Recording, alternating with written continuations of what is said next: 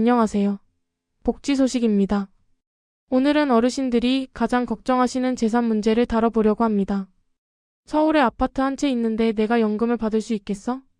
혹은 집값이 올라서 올해는 탈락할 것 같아라며 걱정하시는 분들이 정말 많습니다. 하지만 결론부터 말씀드리면 정부는 거주하시는 집값 전체를 재산으로 보지 않습니다. 지역에 따라 억대 금액을 먼저 빼주는 지역별 공제와 빚을 갚아주는 부채 차감 혜택이 있기 때문인데요. 오늘 그 상세한 기준을 명확히 설명해 드리겠습니다. 일 살고 계신 곳에 따라 1억 3,500만 원까지 먼저 공제합니다.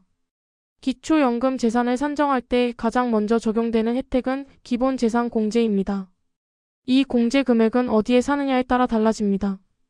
2026년 기준으로 서울과 같은 특별시, 광역시를 포함한 대도시는 1억 3,500만 원을 재산에서 먼저 공제합니다.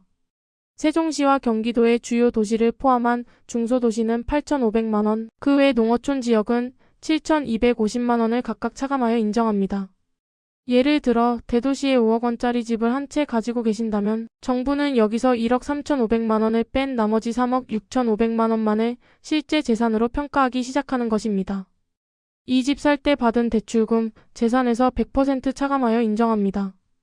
집값은 비싸지만 사실 그 안에 내 돈보다 대출금이 더 많은 경우도 있죠? 정부는 이런 상황을 고려해서 내가 갚아야 할 빚은 재산에서 100% 제외해 줍니다. 가장 대표적인 것이 은행에서 받은 담보대출입니다. 또한 본인 소유의 집을 전세나 월세로 줬을 때 세입자에게 나중에 돌려줘야 할 임대보증금도 부채로 인정됩니다. 만약 5억 원 아파트에 담보대출이 1억 원 있다면 앞서 설명해드린 지역별 공제에 더해 이 1억 원도 추가로 차감됩니다. 3지역 공제와 대출 차감의 시너지 효과 실제 사례. 그럼 이 두 가지 혜택을 합치면 실제 어떤 결과가 나올까요? 대도시에 사시는 어르신이 5억 원짜리 아파트를 소유하고 은행 대출이 1억 원 있는 경우를 가정해 보겠습니다. 먼저 5억 원에서 대도시 기본 공제액인 1억 3,500만 원을 뺍니다. 그리고 여기에 은행 빚 1억 원을 추가로 차감합니다. 그러면 최종적으로 남는 재산 점수는 2억 6,500만 원이 됩니다. 여기서 중요합니다. 정부는 이 2억 6,500만 원을 전부 소득으로 잡지 않습니다.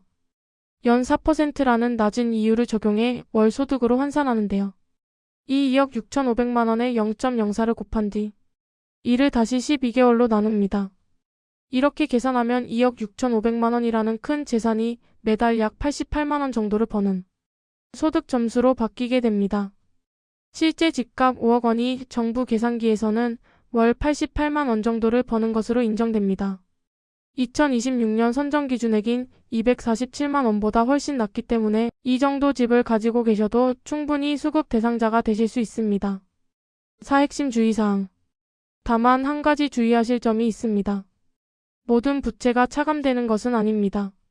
마이너스 통장 대출이나 카드론, 개인끼리 빌린 사채 등은 부채로 인정받기 어렵습니다. 반드시 금융기관에 증빙 서류가 있거나 공증된 임대차 계약서가 있어야 한다는 점을 꼭 확인해 보시기 바랍니다. 오늘은 기초연금 수급의 문턱을 낮춰주는 재산공제 제도에 대해 알아봤습니다. 거주하시는 지역에 따른 기본 공제와 내가 가진 부채를 잘 활용한다면 집값 상승으로 걱정하시던 분들도 충분히 연금을 받으실 수 있습니다. 시청해 주셔서 감사합니다.